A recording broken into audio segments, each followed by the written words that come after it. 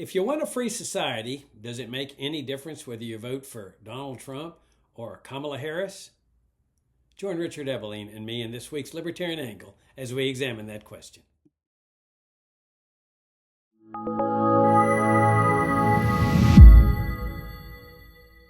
Hi, I'm Jacob Hornberger, president of the Future of Freedom Foundation, and welcome to this week's Libertarian Angle, the show that brings you all the principled, uncompromising case for the libertarian philosophy. My co-host is Richard Ebeling, who teaches economics at the Citadel, where they're back in school again. Richard, good to see you again. It's good to be with you, our viewers and listeners. And yes, back in the classroom with the little tykes, or as cadets, as they're called here. Well, that's what you do well, Richard. You teach economics and you do it well. In fact, what I'm thinking Yes, about some. to my knowledge, no student has ever come out of my class and declared themselves a bona fide Marxist communist. And you would give them an A anyway if they did, if they did a good job. Well, if they could successfully survive all the arguments I make against that stuff and still believe that, I guess they would deserve an A. I don't know. All right, well, let's discuss practical stuff. Let's discuss the presidential race. And you've got Harris running against Trump. And of course, everybody's all excited. Needless to say, everybody gets excited at these presidential races every 4 years.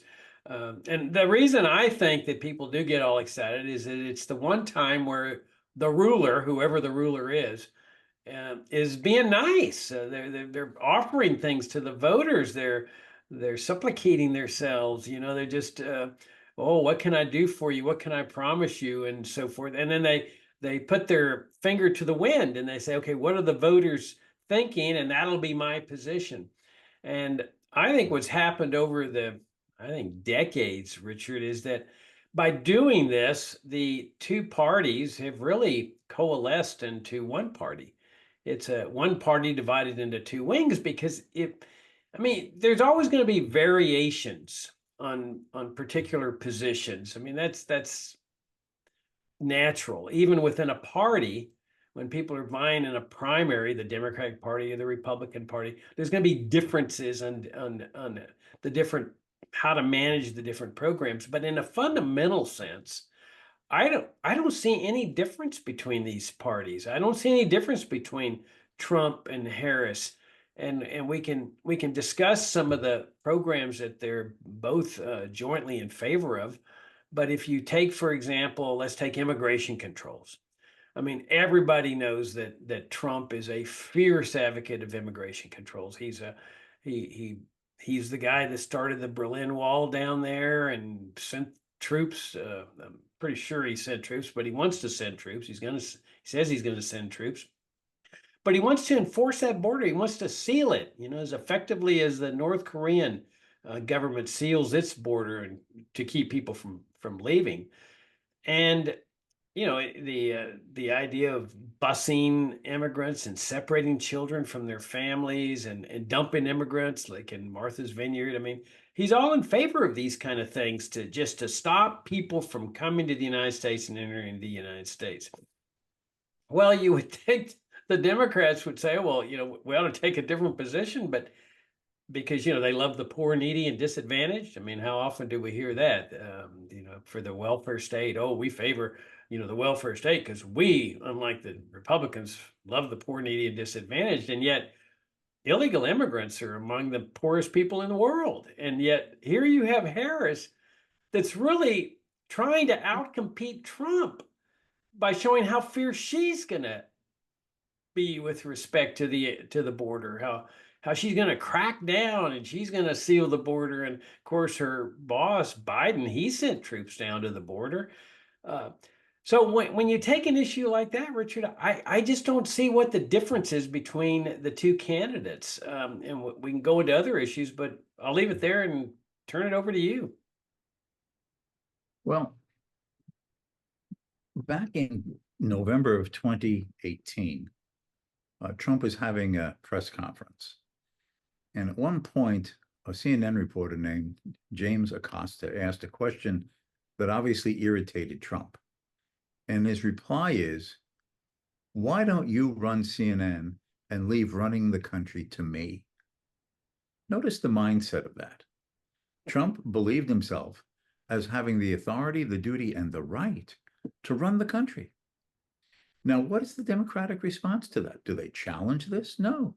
If you asked at that time Hillary Clinton, who had lost 2 years earlier, if you asked Bernie Sanders, if then in 2019, when the primaries were going on for the next election, if you had asked Joe Biden, Kamala Harris, who was running and dropped out very soon, and these others, they would all have said that the job description of the United States president is to run the country.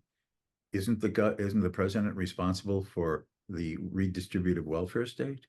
Isn't the president responsible for effectively regulating the market, the interventionist state?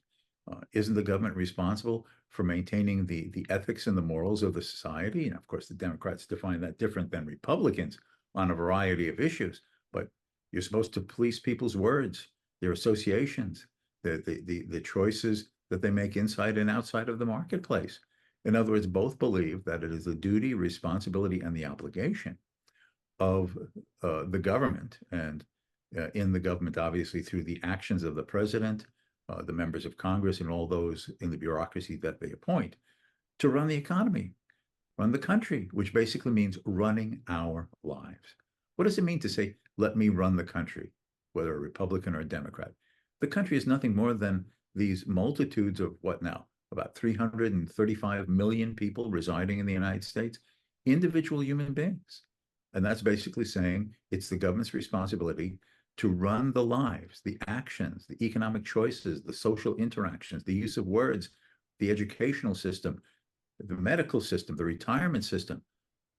Every one of these aspects of life, of your life, is to be overseen, controlled, regulated, commanded, or prohibited by the state.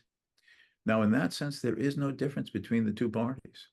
Now, color me a masochist, but I actually read the party platforms of both the Republicans and the Democrats this year. And the Republican one was, I think, something like 60 pages. The Democrats were over 100 pages.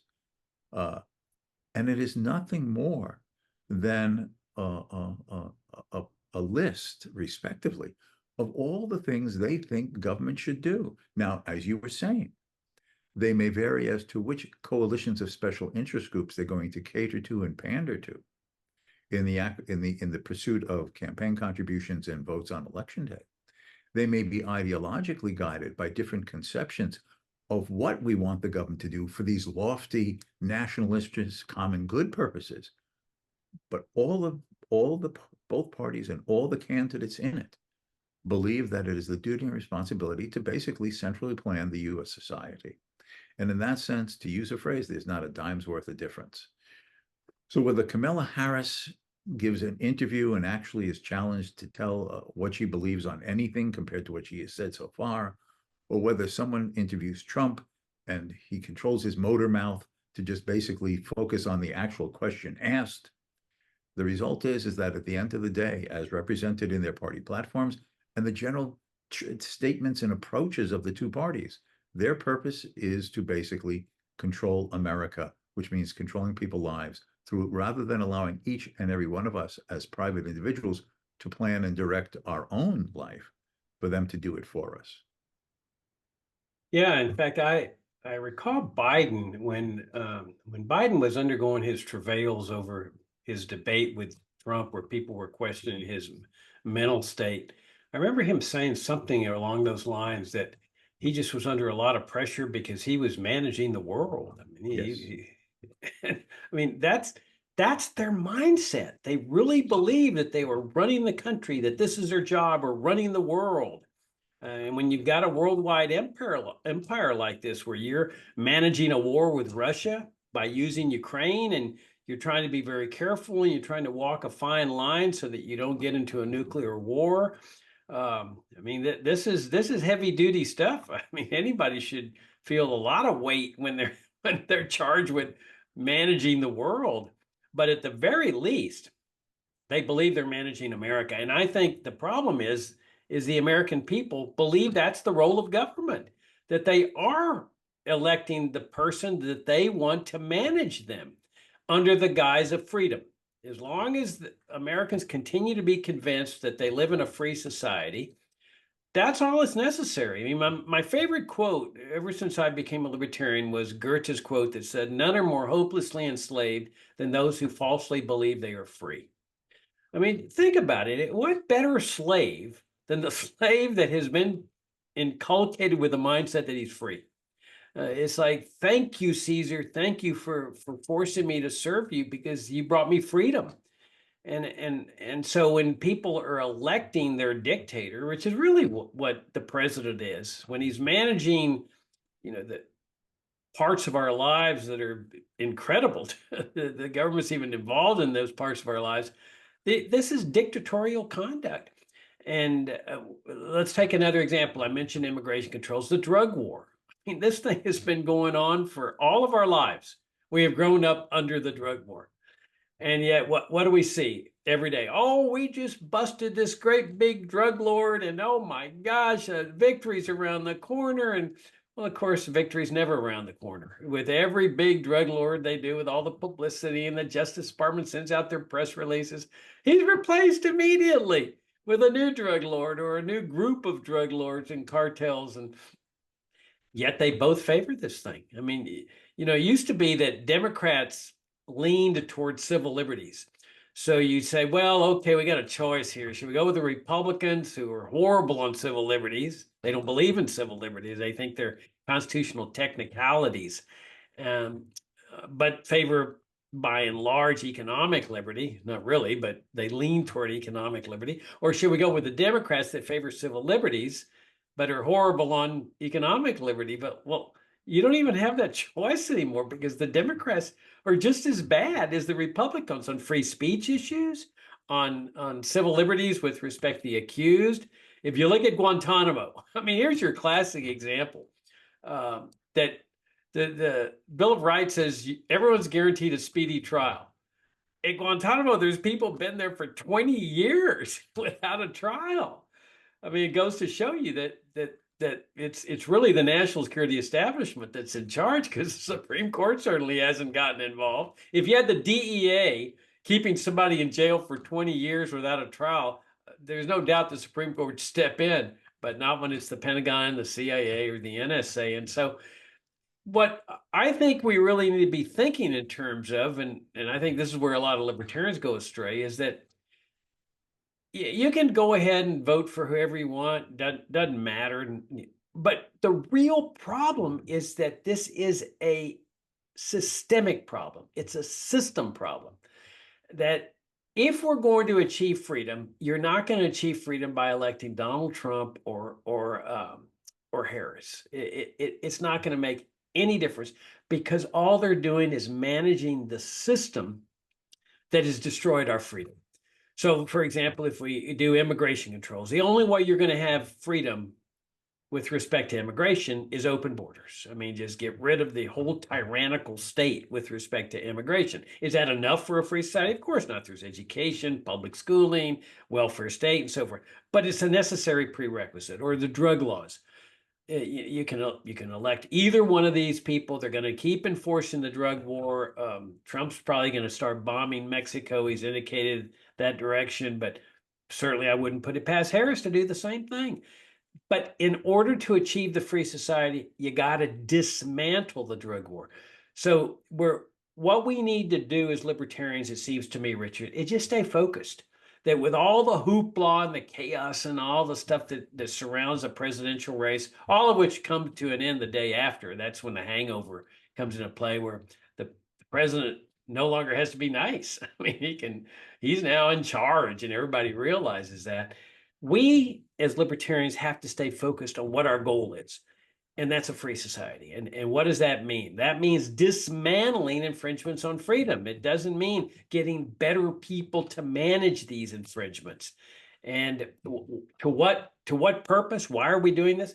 Well, because ideas matter. If ideas didn't matter, then why would dictators like in North Korea, Russia, China try to shut people like us down? Or they do shut people like us down. I mean, they have total control in some of these countries, like North Korea. And yet you can't go on and speak whatever you want because they know the power that things can shift because a critical mass of people says, you know, we want a different system. And that's why we have to keep staying focused, Richard, on the systemic part of this thing, regardless of what's going on around us with respect to the presidential race or any other election. Well, I mean, in fairness to the Democrats, looking over their platform, there are certain corners of human life that they have not proposed regulating, controlling, or guaranteeing. There's nothing in the Democratic Party platform at this time calling for mandatory sexual relations. Because what about that disadvantaged and marginalized group of people in our society with whom no one will voluntarily have sex? Doesn't this deprived group have a right to coitus?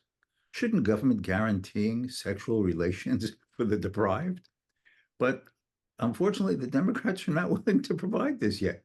But I am hoping that in the next round for 2028, reaching out to other groups who have been marginalized and hurt because of the insensitivity of others in society, that we will see government affirmative action for sexual relations. Finally, every aspect of life will be under the government's paternalistic care. Well, I know you talk in jest, but the Republicans, if they had their dreams, they'd be putting people in jail for engaging in what ordinarily would be considered improper sexual relations, like adultery.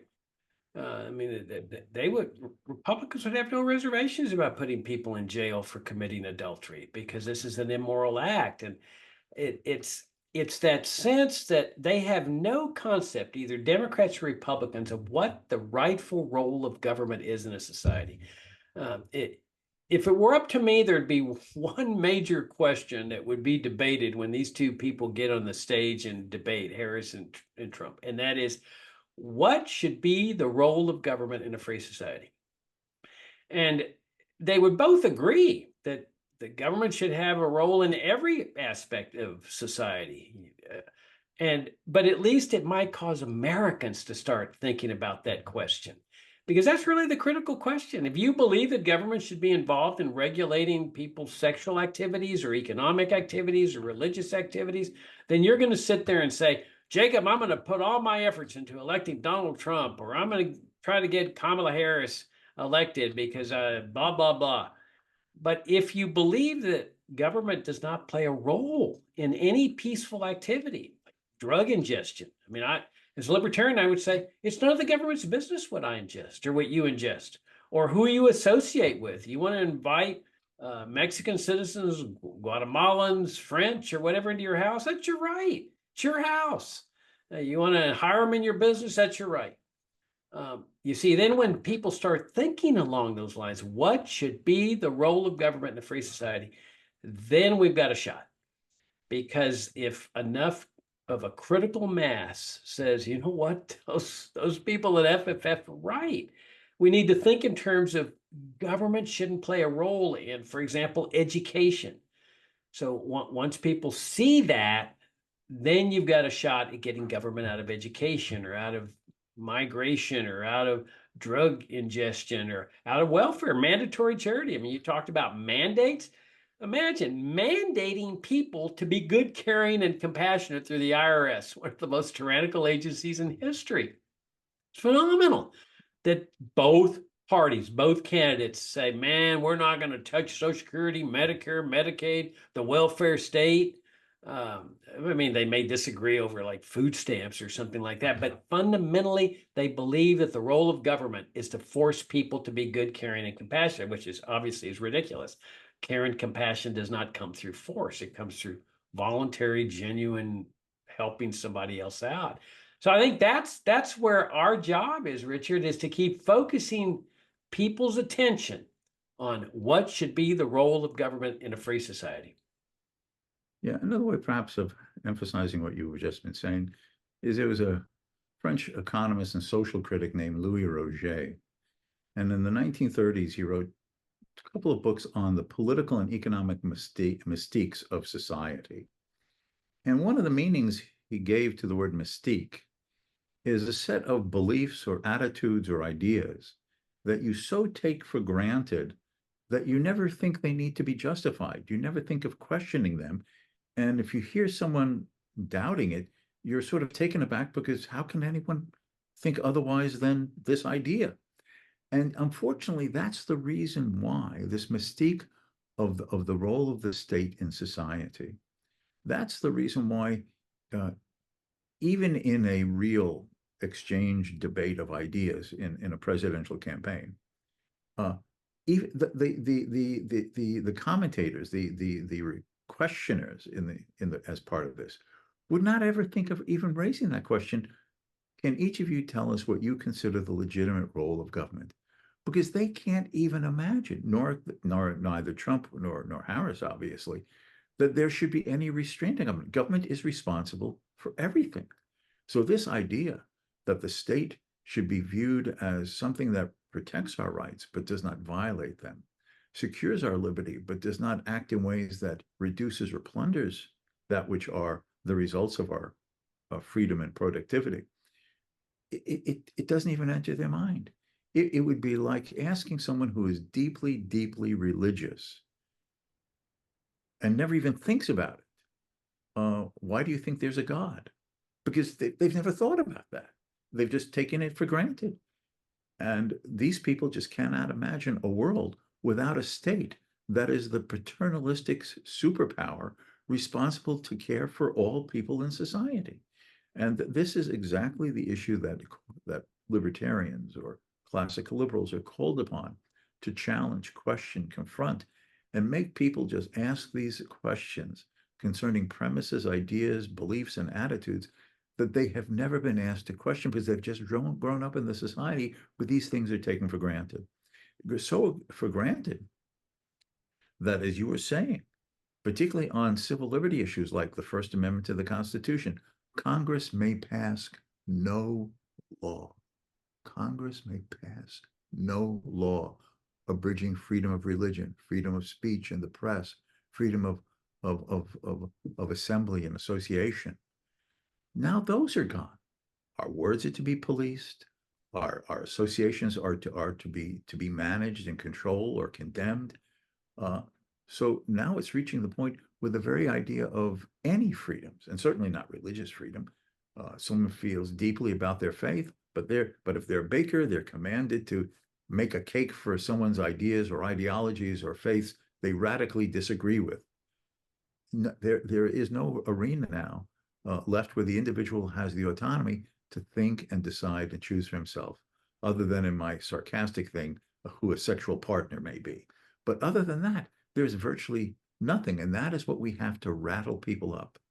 We have to do what Socrates did in ancient Athens. Talk to people and ask them those questions. Why do we have these traditions and customs? Why do we take these beliefs about the role of the government in our society? And it's not to say you're wrong, but it's to make them think about, is this what government should do? Is this what the role of politics is?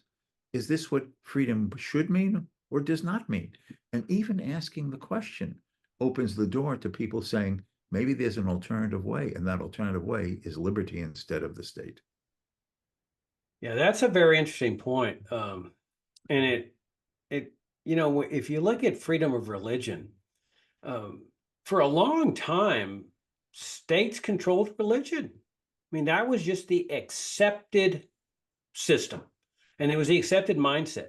Nobody questioned it. It was just that is the way it is. And so the whole objective was, well, how do you better manage this system? How can we? There was corruption and all the things that come with government bureaucracies and efficiencies, people abuse. And so the mindset always was, how can we make the system better? How can we improve it? And I recall reading about a Catholic priest, I don't remember his name, it was many, many years ago, that came up with this idea of, well, why don't we just get government totally out of the religion business? and they ostracized him, they vilified him, they hated this guy. How dare you suggest that government should not be involved in religion? One guy, but with him standing fast, and as I recall, they left him for dead one time. Some people just attacked the heck out of him and left him on the side of the road. But one guy, then that idea of freedom of religion spreads to a second person and a third person, and that group of people starts considering it and thinking about it and reflecting on it and saying, "Wow, that's really the way to go." And that then expands to a point where, sure, we don't have freedom of religion all over the world, but we certainly have it here, Richard. Nobody's going to jail because of their religious beliefs here. And so why can't that happen elsewhere, like freedom of education? The big thing is, among conservatives, we get school vouchers, and then liberals or progressive Democrats say, oh, no, we get better, I don't know, teachers unions or whatever. They're all, that mindset is, how do we improve this system? While there's some of us are saying, forget improving the system. You cannot improve the system. It's like religion. Education is like religion. Just get the state entirely out of it. And then you, with the confidence that that idea spreads to another person, to another person, to another person, until you reach this critical mass. But always you have to have faith that that can happen.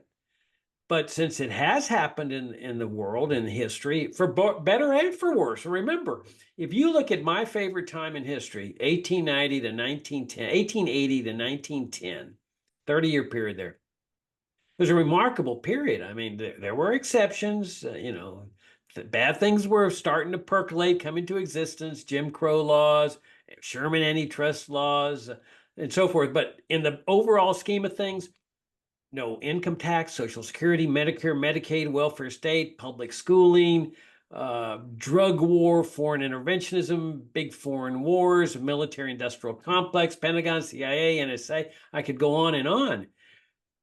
The bad ideas ended up prevailing. We end up getting the massive welfare state. We get the Federal Reserve. We get the income tax in the early part of the 20th century. We get the national security state in the 1940s and 50s. Okay, so they start out with one person, two persons, three persons, that grows with bad ideas. We can do the same. And that's why it's imperative that we not fall into this trap of saying, oh, it's too big, we don't have a shot, everybody's against us.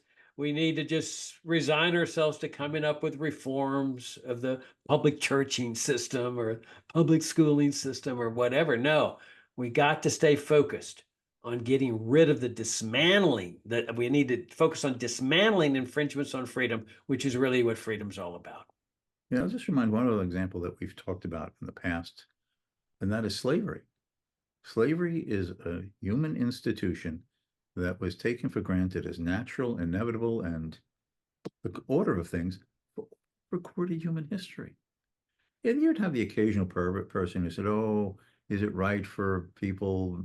But this was like a rare individual until there developed a coalescing of a group of individuals beginning in the middle and the second half of the 1700s, the 18th century, who said it is inconsistent with our faith as Christians. That is, we're all children of God. We're all equal in his eyes. What is the arrogance and the hubris of one mortal to hold in bondage another person? And then the practical matter, the cruelty, the brutality, the insensitivity, the inhumanity of the enslaving of the individual, the horrendous treatments in transporting them to the Americas in terms of the African slave trade, the treatment of the overseers and the plantation owners, not just in the United States, but there were far more slaves brought from Africa to Central and South America, far, far more than came to the United States. How then they are treated, and are treated like a beast of burden throughout their entire lives, and their children are born into this. And that awakening of a moral conscience, both practical, philosophical, religious, one person at a time, brought about the end of this history-long institution of slavery. And it can be said that the 19th century began with slavery everywhere. The 19th century ended formally with slavery nowhere. Now, was practiced surreptitiously in places, but there was not one country in the world, to my knowledge, that by 1900 gave legal sanction to the institution of slavery. That was a world-changing phenomena in 100 years after thousands of years. And that shows the power of ideas and the courage and importance of individuals, because that idea of the end to slavery was done one person at a time. Why should one own another? Why should this brutality and cruelty be viewed as acceptable? Is this the kind of society that you consider decent and just? And the people who came out against slavery, the abolition movement here in America, many of them were attacked. They were brutalized. Some were killed. There is one senator who on the House of the Senate floor in Congress was attacked by a Southerner with a stick, and he was beaten, is unconscious, and was recovering for months right on the floor of the Senate. Led to that kind of violence. So the importance of one person at a time and the spreading of sound ideas and the fact that they can have unbelievable transformations in the human condition and how we think about other human beings and our proper relations with them, peaceful, non-coercive, mutually beneficial, voluntary, the good society. Yeah, I think the example of slavery is really, really good because in the midst of this, while there's people making the moral case against slavery, the dismantling of slavery, freedom, there's multitudes of people that are also just spending their lives trying to make slavery work better. Fewer lashings, better work conditions, more food, all of which I'm sure the slaves appreciated, but they knew it wasn't freedom. And so the people that were making the moral case, this is a bad system. They were focusing on the system, that we've got to get rid of this system.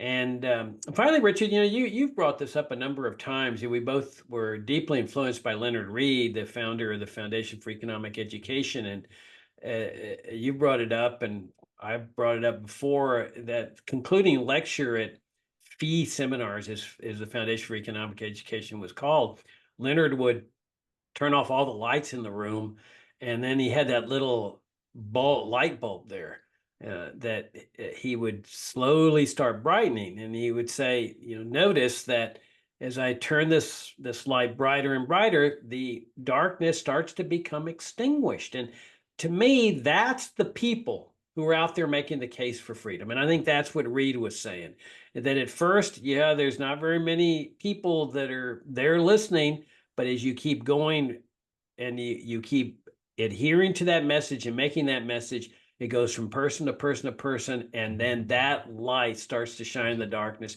and that's what brings that shift toward a free society.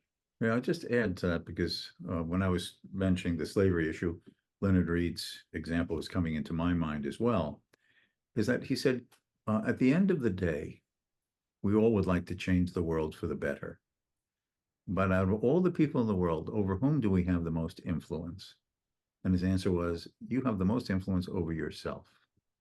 So reforming the world begins with the individual who is willing to take the time and often the frustration and shock and discomfort of thinking about his own ideas and what he believes and why, and learning about a different set of ideas of freedom that can replace his more statist views. And then as he develops that understanding and works on thinking about the arguments in his own mind and in conversations, he becomes more articulate. And as he becomes more articulate, he becomes more persuasive, both to himself, obviously, and to others. And then the ideas are spread from himself to another person, and then another person, and another person. And that is how the world is ultimately changed. One person, and therefore ultimately one mind at a time. And it can bring miraculous transformations in the creation of a good society. Yeah, no, that's a great point. And I'll just wrap it up by saying that's what we're fighting for, is a better world that transcends the political races, that transcends the presidential race. We're trying for a better world. And what's a better world? A world that's free, peaceful, prosperous, and harmonious. That's the kind of world we fight for. And Like I say, that transcends presidential races and political races. All right. On that note, Richard, I greatly enjoyed the conversation as always. Best of luck and continued success with your classes. And thank you all for tuning in. Thank you for your support of FFF. And Richard, I look forward to talking to you next week. Until next time.